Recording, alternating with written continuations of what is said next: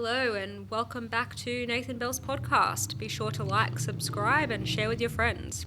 Today, Nate would like to talk about order and chaos. Yeah, well, I'm fascinated by this idea of order and chaos. I watched physicist Brian Cox say once that when the universe began, it was very ordered, and it's been becoming, and as it expands and progresses, it becomes more chaotic. So I think what he was suggesting is that I'm not going to say that I don't understand the Big Bang entirely, but um, eh, everything was one single sort of. Everything dispersed after the Big Bang and becomes more chaotic as it spreads out. But it's interesting to look at human civilization, and some people would say that the progress of civilization towards law and order has made and regulation has made civilization more ordered, and they would say that ancient civilizations were chaotic. Other people would say that's a bit of a racist view to say that ancient civilizations were necessarily chaotic. Some people are of the view that tribal civilizations were more chaotic, and as we've moved towards technology, law, and regulation, that society and civilization has become more ordered. I take the view that tribal civilizations did have laws and traditions that kept their societies ordered as well. So it's a bit of a racist view to suggest that just because a civilization was tribal, that they weren't ordered. But certainly there are more disordered places in the world, places where there's a lot of conflict and a lot of war. And I do think societies that have more higher regulation of their society, you could say, are more ordered. And the law is really what regulates our society. So I think a lot about how ordered a society can become and whether we really want society to be too ordered. It's like 1984. In 1984, that's a very ordered society where the government has laws about everything, and there's this excess of laws, too many laws. So in 1984, the government decides who you're going to marry, and this, and they decide that. They decide every aspect of your life. You can't have a relationship without approval of the state. So that's a highly regulated society where the state is coming in and highly regulating everything. And I've talked before about regulation of language and behaviour. How regulated how ordered does behaviour have to be? Do we all have to follow these very, very strict, rigid way of living where we can only do this and that determined by the state? So Stalinist Russia was an example of a government that was trying to heavily regulate the society by controlling everyone's every action and every behaviour. And if you do anything wrong, the state comes in and re-educates you and forces you back into compliance. So communism is about order. That sort of communism, that Stalinist communism, is about strict regulation of society. So liberals would say that now in Australia, liberals from the Liberal National Party would talk about deregulating the market, and what they would be talking about would be saying that businesses can pay whatever wages they want, and the state doesn't have the right to regulate that there be a minimum wage, for example. While left-wing thinkers would stand for more regulation of the market.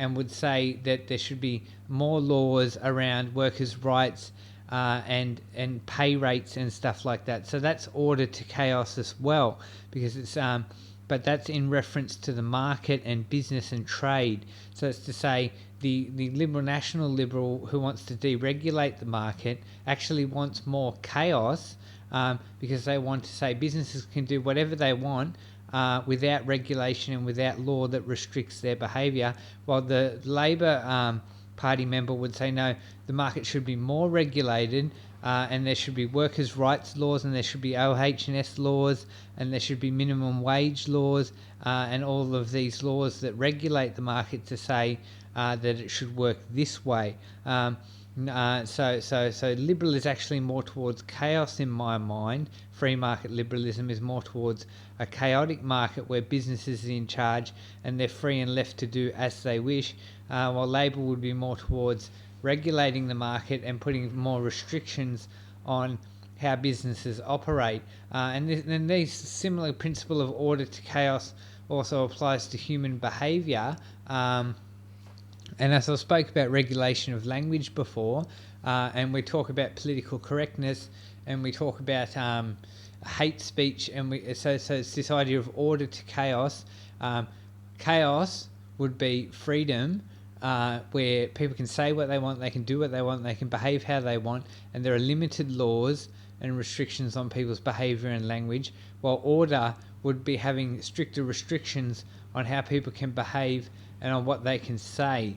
So that would be order to chaos again. Now you can look at Australian society over the last century. In the 50s, we were more traditional American thinkers, and it was more that sort of liberalism and freedom, and that was more, in my mind, that's more chaos.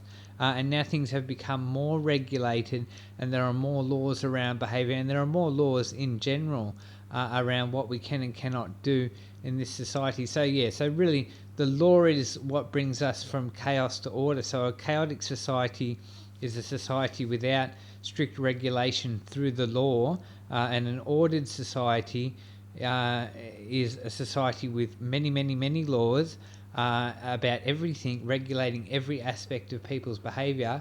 And again, it's like that 1984 society where the state even determines who you marry, and you can't marry someone without permission from the state. And these sorts of principles of order to chaos also apply to the media. It's like, how free should the media be? Can the media just spin any narrative they want without having evidence or fact or proof to back it up? Can Fox News just say a bunch of lies because they're a news company? Or should there be order and regulations and laws that restrict what Fox News can say to make sure that Fox News is reporting the law and the news accurately? And I spoke about the Labor government's Misinformation Act, and this is an example of that.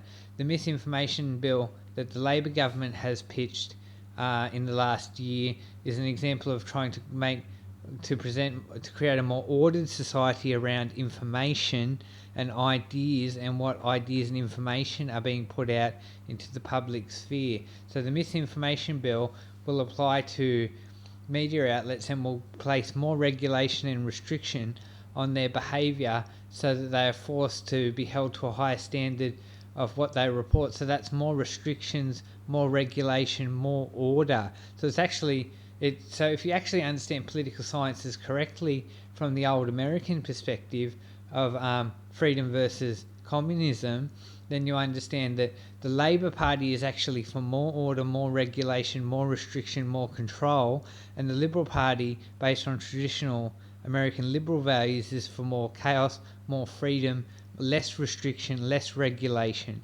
So the Liberal Party actually stands for less regulation. The Labor Party stands for more regulation.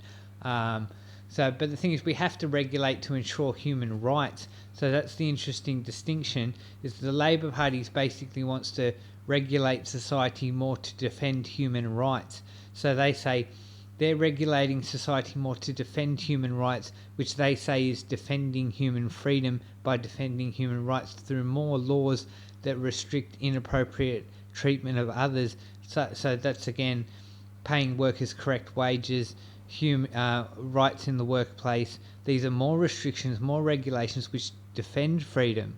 So it's this complicated thing where you're bringing in more restrictions on what's happening in order to defend people's human rights. So you're saying we're going to bring in more restrictions to defend your freedom. So it's this complicated philosophical argument. What is freedom?